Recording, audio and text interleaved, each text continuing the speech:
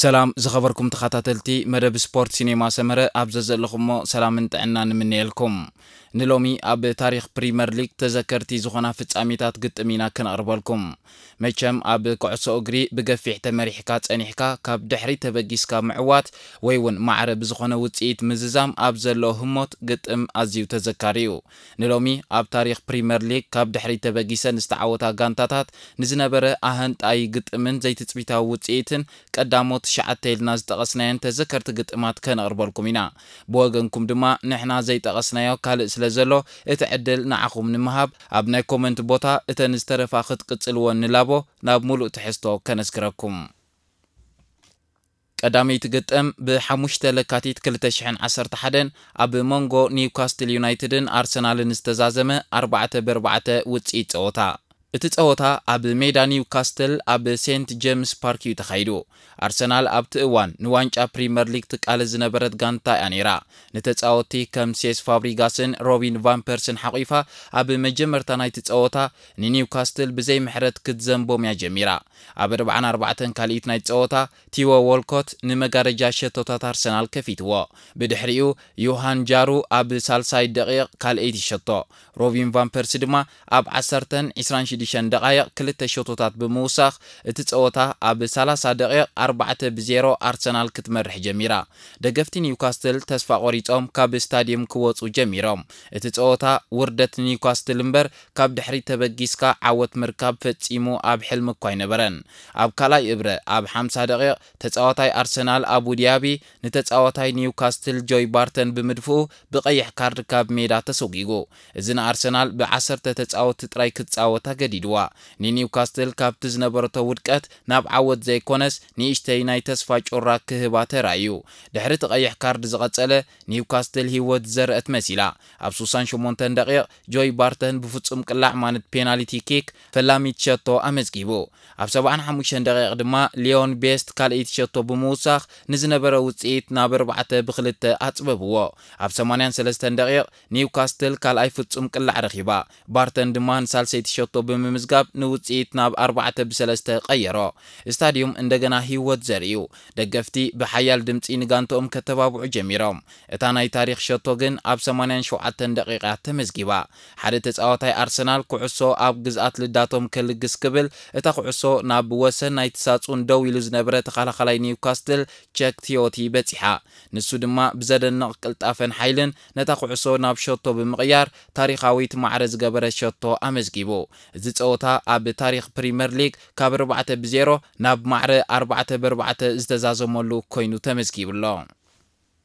كالاي قطم اب 13 جنبوت 2012 مانشستر سيتي مس كيو بي ار 3-2 زوصتلو صوتا اذا قطم ناي مو داتا معالتي ناي تعامت يعني را مانشستر سيتي نا 4 عامتات زي رخبو وانچان مچبات ابز قطم كسعرو طرايو زواصوم نيرو مانشستر يونايتد مس سيتي تماساسال نطب سلازنبرا سيتي انتر تعاويتا ببزح شوتو شامبيون كتكون تخيل نيرا سيتي اب لعلتا كاب ليج نخيت ورد تقال زنبرت كيو بي اريا تጻوت نيرا سيتي ببابلو زاباليتا قدامي شتو امزغيبا اتخونتات دما ناب عود زوسد يمثل نيرو كعسو اغر مچم زي تصبخايو نديو كيو بي ار بسيسه معرت غبرا شتو امزغبت دحري دما تصاوتاي كيو بي ار جوي بارتن بقيح كارد كوانت تسوغوغه اتا بغودولو حد تصاوتاي تغطم زنبرت غانتا بكاونتر اتاك نسيتي بجيمي ماكي كاليتي شتو امزغيبا كلته بحد دما كتمرح جميرا ناي سيتي حلم وانچا كمبرد كمكخ جميرو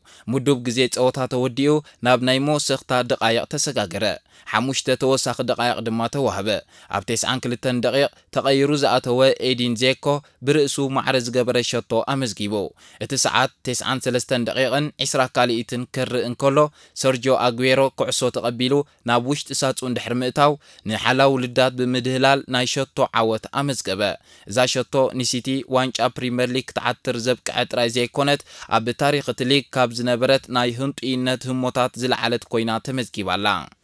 ሳልሳይ ግጥም ኣብ 29 መስከረም 2001 ኣብ መንጎ ቶተንሃምን ማንቸስተር ዩናይትድን ዝነበረ ቶተንሃም 3 ማንቸስተር 5 ዝተዛዘመ ውጽኢት ግጥም ማንቸስተር ዩናይትድ ኣብ ትሕቲ ኣሰልጣኒ ሰር ኣሌክስ ፈርጉሰን ካብ ድሕሪት ተበጊስካ ብምዕዋት ትፍለጥ እኳ እንተነበረት ኣብዚ ጸወታ ግን እቲ ኩነታት ፍልይ ዝበለ እዩ ነይሩ ኣብ ሜዳ ቶተንሃም ዋይት ሃርት ሌን ኣብ ቀዳማይ 45 ደቂቕ ዩናይትድ 3 ሾቶታት ተመዝጊብዋ ዲን ሪቻርድሰን ሌስ ፈርዲናንድን ክርስቲያን ዚገንን ንቶተንሃም 3-0 ብዝኾነ ውጽኢት መሪሕነት ክትሕዝ ካብ ዝገበሩ እዮም ንዩናይትድ ተስፋ ዝነበራ ዘይመስል ዝተዋረደትላ ፍርቂ ግዜ እዩ ነይሩ ኣብ ናይ ዕረፍቲ ግዜ ኣሰልጣኒ ሰር ኣሌክስ ፈርጉሰን ብሓያል ቁጥዐ ንተጻወቱ ንደገፍቲ ኣይተሕፍርዎም ክብል ብምቁጣዕ ናብ ሜዳ የእተዎም ከም ትጽቢት ደገፍቲ ዩናይትድ ናይ ፈርጉሰን ምዕዶ ሰሪሑ ዩናይትድ ኣብ 46 ደቂቕ አንዲ ኮል ናይ መጀመርታ ሸቶ ኣመዝጊቡ ሎራን ብላን ህዋን ሴባስቲያን ቬሮን ሩድ ቫን ኒስተርሎይን ዴቪድ ቤካምን ነፍሲ ወከፎም ሸቶታት ብምውሳኽ እቲ ብ3-0 ክውዳእ ተጀሚሩ ዝነበረ ጸወታ ብ5-3 ብዓወት ዩናይትድ ተዛዚሙ እዚ ጸወታ ንመንፈስን ኣእምሮኣዊ ጽንዓትን ናይታ ጋንታ ዘርኣየሉ ታሪኻዊ መድረኽ እዩ ነይሩ رابعي قطم ب3 ميازيا 1996 ኣብ መንጎ ሊቨርፑልን ኒውካስትልን ዝተኻየደ ግጥም ሊቨርፑል 4-3 ዝኾነት ውጽኢት ንኒውካስትል ዩናይትድ ዝሰዓረትሉ እዩ እዚ ጸወታ ብዙሓት ኣብ ታሪኽ ፕሪምየር ሊግ ዝተኻየደ ዝበለጸ ጸወታ ኢሎም ይገልጽዎ ክልቲአን ጋንታታት ኣብቲ ዓመት ንዋንጫ ይቃለሳ ነይረን ኒውካስትል ብኣሰልጣኒኦም ኬቪን ኪጋን ዘኢንተርቴይነርስ ማለት ኣዘናጋዕቲ ዝብል ሳጓር ኺቦም ብዘይ ዝኾነ ይኹን ፍርሒ ንቕድሚት ጥራሕ ዝጻወት ኣጥቃዒ ጋንታ እዩ ነይርዎም ሊቨርፑል ድማ ብተጻወቲ ከም ሮቢ ፋውለርን ስታን ኮሊሞርን ዝቆመት ሓያል ጋንታ እያ ነይራ እዚ ጸወታ ካብቲ እታ ሓንቲ መሪሓ እታ ካልአይቲ ካብ ድሕሪ ተበጊሳ ዝሰዓረትሉ ኣይነበረን የግዳስ ካብ ሓደ ወገን ናብ ተኻልእ ወገን ዝበራረ ዝነበረ መሪሕነት ኮይኑ ፍርሒ ዘንጸላለወ ውድድር እዩ ነይሩ ኣብ ካልኣይ ደቂቕ ሮቢን ፋውለር ንሊቨርፑል መሪሕነት ሂቦ ኣብ 10 ደቂቕ ሌስ ፈርዲናንድ ንኒውካስትል ማዕረ ገይሩ ኣብ 14 ደቂቕ ዴቪድ ጂኖላ ንኒውካስትል መሪሕነት ኣትሒዙ ኣብ 55 ደቂቕ ሮቢ ፋውለር እንደገና ንሊቨርፑል ማዕረ ክትከውን ኣኽኢሉ ኣብ 57 ደቂቕ ፋውስቲኖ ኣስፕሪላ ብቕልጡፍ መልሰ መጥቃዕቲ ንኒውካስትል እንደገና 3-2 ብዝኾነ ውጽኢት ኣፍ ደገ መሪሕነት ኣትሒዙ እቲ ጸወታ ናብ መወዳእታ ክቐርብ እንከሎ ኒውካስትል ነቲ ዓወት ሒዛቶ ዝነበረት እያ መሲላ ኣብ 68 ደቂቕ ስታን ኮሊመር ንሊቨርፑል ማዕረ ዝገበረ ሸቶ ኣመዝጊቡ እቲ ጸወታ 3-3 ማዕረ እንከሎ ናብቲ ወገናት ክልቲአን ጋንታታት ዘዋጠረ መደምደምታ እውን ኣምሪሑ ተወሳኺ ደቃይቕ ተዋሂቡ ኣብ 92 ደቂቕ እቲ ጸወታ ኣብ ዝተወድኣሉ እዋን ጆን ባርንስ ንስታን ኮሊሞር ዘሕለፋ ብልጽቲ ኩዕሶ ብዘይ ምድንጓይ ናብ ልዳት ኒውካስትል ብምጽምባር ነታ ናይ ዓወት ሸቶ ኣመዝጊቡ እቲ ስታዲየም ብሓጎስ ተናዊጹ እታ ዝበለጸት ስእሊ ግና ናይ ኣሰልጣኒ ኒውካስትል ኬቪን ኪጋን ኣብቲ ናይ ደረጃ ሰደቓ ተደጊፉ ብጓሂ ገጹ ኸጸልምት ዝተሳእላያ እዚ ጸወታ ንውጥረት ፍርሕን ሓጎስን ጽባቐን ፕሪምየር ሊግ ንዘለኣለም ተሰኒዳ ትርከብ ሓምሻይ ግጥም ኣብ 7 ሚያዝያ 2018 ኣብ መንጎ ማንቸስተር ሲቲን ማንቸስተር ዩናይትድን ዝተኻየደ 2-3 ዝተዛዘመ ውጽኢት እዩ እዚ ኩነታት ከምዚ እዩ ነይሩ ማንቸስተር ሲቲ ኣብዚ ጸወታ እንተዳ ተዓዊታ ቻምፒየን ፕሪምየር ሊግ ክትከውን እያ እቲ ዝገደደ ድማ ነዚ ክትገብር ዘኽእላ ኣብ ልዕሊ ተጻራሪት ጓል ከተማኣ ማንቸስተር ዩናይትድ ዝተሰርዓላ ግጥም እዩ ደገፍቲ ሲቲ ዋንጫ ንምልዓል ኩሉ ነገር ኣዳልዮም ነይሮም እቲ ጸወታ ምስ ጀመረ ድማ እቲ ጽምብል ዘይተርፍ ይመስል ነበረ ኣብ 25 ደቂቕ ቪንሰንት ካምፓኒ ብርእሱ ኣብ 30 ደቂቕ ድማ ጉንዶጋን ብዘደንቕ ክእለት ካልእቲ ሸቶ ብምምዝጋብ 2-0 ክመርሑ ተራእዮም ሲቲ ኣብ ቀዳማይ እብረ ንዩናይትድ ከም ዘይነበረት እያ ገይራታ ኣብቲ እዋን ተጻዋታ ዩናይትድ ፖል ፖግባ ብዙሕ ነቐፌታ ይወርዶ ነበረ ግናኸ ኣብዚ ጸወታ ንኹሉ ከጠራጥር ዝጀመረ መልሲ ዝሃበሉ መድረኽ ክበሃል ይከኣል ኣሰልጣኒ ጆሴ ሞሪኖ ኣብ ዕረፍቲ ንጋንትኡ የዕርዩ ንኻልኣይ እብረ ብሓድሽ መንፈስ ሰእተዎም እቲ ካብ ድሕሪ ተመሊስካ ምዕዋት ናይ 2 ደቓይቕ ስራሕ እዩ ነይሩ ኣብ 53 ደቂቕ ፖል ፖግባ ፈላሚ ሸቶ ኣመዝጊቡ ውጽኢት ጸወታ ድማ 2-1 ተቐየረ ድሕሪ 97 ካልእ ጥራይ ማለት ኣብ 55 ደቂቕ እንደገና ፖግባ برئسو ካልእት ሸቶ ብምምዝጋብ ንተጻወቲ ሲቲ ናብ ዕውለት እተወ እቲ ውጽኢት ድማ 2-2 ተቀየረ እቲ ንጽምብል ተዳልዩ ዝነበረ ስታዲየም ፍጹም ጸጥታ ወረሶ እታ ናይ መወዳእታ ህሞት ናይ ስነ-አእምሮአዊ ኩነተ ሲቲ ሓደጋ ግን ኣብ 69 ደቂቕ ተኸላኸላይ ክሪስ ስሞሊን ካብ ፍጹም ቅላዕ ማለት ፍሪ ኪክ ዝተላእኸትሉ ኩዕሶ ናብ ሸቶ ብምልዋጥ ነይሩ እቲ ውጽኢት 2-3 ተቀየረ ዩናይትድ ኣብ ልዕሊ መቀናቐንቲ ጋንታኣ ኣብ ሜዳኣ ዋንጫ ብምልዓል ክትዕወት እንከላ ሓደ ካብቶም ዝበለጹ ስነ-አእምሮአዊ ዓወታት ኣብ ታሪኽ ፕሪምየር ሊግ ኮይኑ ተመዝጊቡ ሻድሻይ ግጥም ብ4 ታሕሳስ 2016 ኣብ ሞንጎ ቦርንማውዝን ሊቨርፑልን ዝተኻየደ ግጥም ቦርንማውዝ 4-3 ብዝኾነ ውጽኢት ዝተዓወተትሉ እዩ እዚ ግጥም ንግጥም ዳዊትን ጎልያድን ዝመሳሰል ዛንታ ኣለዎ ሊቨርፑል ኣብ ትሕቲ ኣሰልጣኒ ጀርገን ክሎፕ ንዋንጫ ትቃለ ዝነበረት ሓያል ጋንታ እያ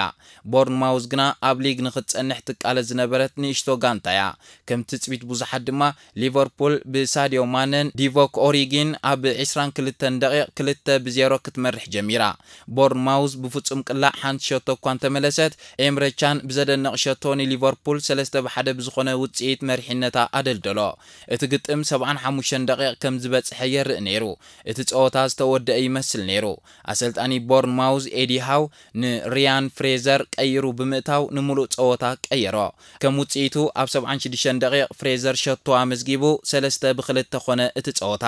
እዛ ሸቶ ንቦርንማውዝ ተስፋ ክትዘርእ ንሊቨርፑል ድማ ፍርሒ ከተሕድር ጀሚራ ድሕሪ 2 ደቂቕ ማለት ኣብ 78 ደቂቕ ስቲቭ ኩክ ብዘይትጽቢታዊ ክእለት ንቦርንማውዝ ማዕረ ዝገበረ ሸቶ ኣመዝጊቡ ውጽኢት ድማ 3-3 ተቀየረ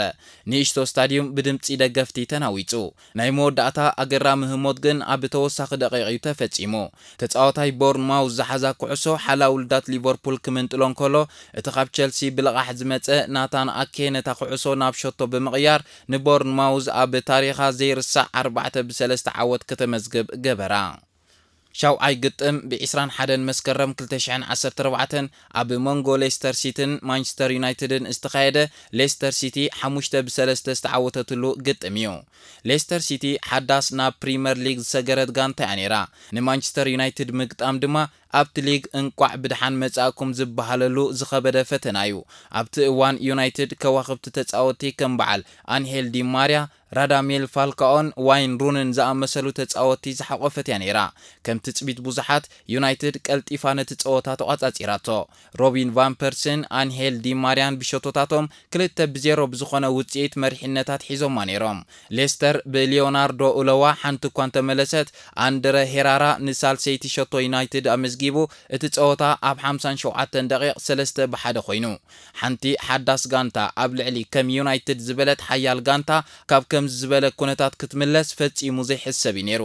ኣብ 62 ደቂቕ ተጻዋታይ ሌስተር ጂሚ ቫርዲ ኣብ ውሽጢ ሳጹን ልዳት ብተጻዋታይ ዩናይትድ ስለዝተዓንቀፈ ዳኛ ፍጹም ቅላዕ ማለት ፔናልቲ ሂቡ እዚ ውሳኔ ንተጻወቲ ዩናይትድ ኣዝዩ ኣሰንቢድዎምን ኣቆጥዒዎምን እዩ ዴቪድ ኑጀንት ነታ ፍጹም ቅላዕ ናብ ሸቶ ብምቕያር ውጽኢት ናብ 3-2 ተቀየሮ ድሕሪ ዛ ሸቶ ናይ ዩናይትድ ተጻወቲ ካብ ጸወታ ብኣእምሮ ወፂኦም ዝነበሩ እዮም መሲሎም እቲ ኣገራሚ ውጽኢት ካብዚ ግዜ እዩ ጀሚሩ ድሕሪ 2 ደቂቕ ጥራይ ማለት ኣብ 64 ደቂቕ አርጀንቲናዊ ተጻዋታይ ሌስተር ኤስቴባን ካምቢያሶ ንሌስተር ማዕረ ዝገበረ ሸቶ ኣመዝጊቡ ስታዲየም ብድምጽ ደገፍቲ ተናዊጹ ኣብ 79 ደቂቕ ጂሚ ቫርዲ ጽብቕቲ ሸቶ ብምምዝጋብ ንፈለማ ግዜ ኣብቲ ጸወታ ንሌስተር 4-3 መሪሕነታት ሒዙ ኣብ መወዳእታ ኣብ 83 ደቂቕ ብሰንኪ ጉዳኣት ተኸላኻላይ ዩናይትድ ዝተረኽበት ፍጹም ቅላዕ ኡለዋ ናብ ሸቶ ቀየራ እቲ ጸወታ 5-3 ተዛዚሙ እዚ ዓወት ንሌስተር ናይ እንቋዕ ብድሓን መጻእኹም ፌስታ ክኸውን እንከሎ ንዩናይትድ ውርደት ዝነበረ እዩ 2 ዓመት ድሕሪ ዝጸወታ ሌስተር ቻምፒየን ፕሪምየር ሊግ ክትከውን ምዃና ዝሓሰበ ግን ወላ ሓደ እኳ ኣይነበረን ሻምናይ ግጥም ኣብ 19 ግንቦት 2013 ዌስት ብሮም አንጻር ማንቸስተር ዩናይትድ ኣብ ዝተኻየደ ግጥም 5-5 ብዝኾነ ውጽኢት ዝተዛዘመ እዩ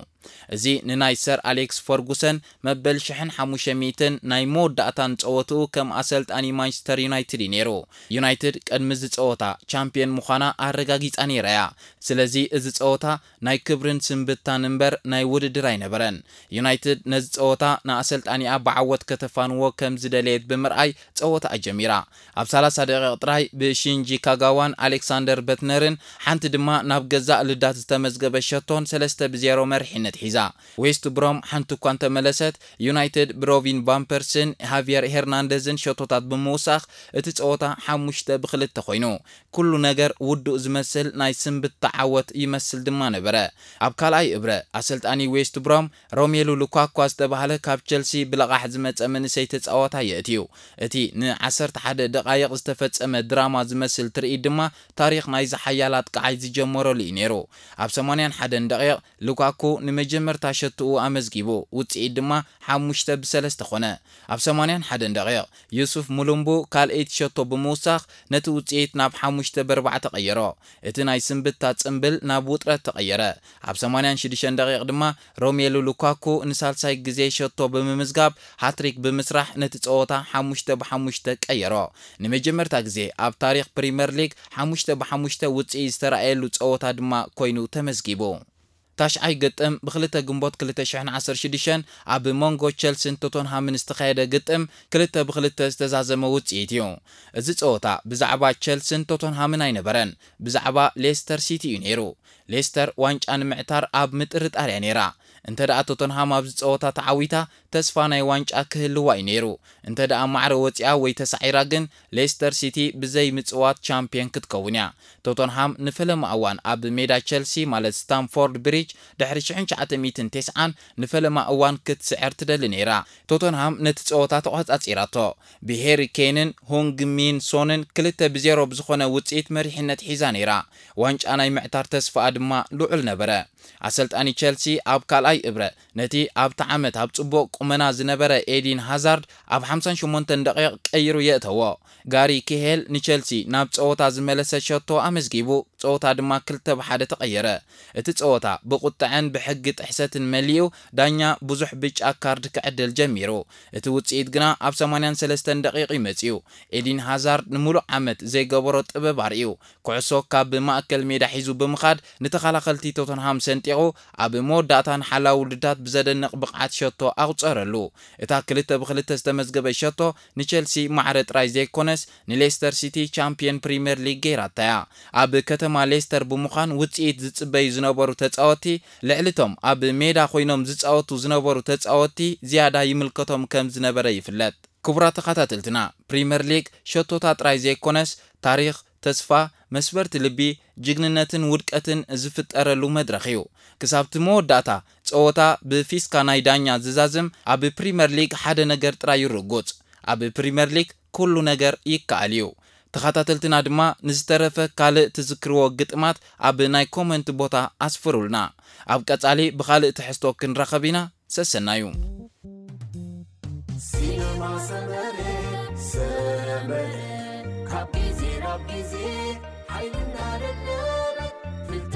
وستستا سحاب سنيت رفتا نخسر النهار سينما سمري عب سينما سمري اطعم وزنك نحوري وعاما كوميدي دراما علالات وزاتا سبورت في الميتا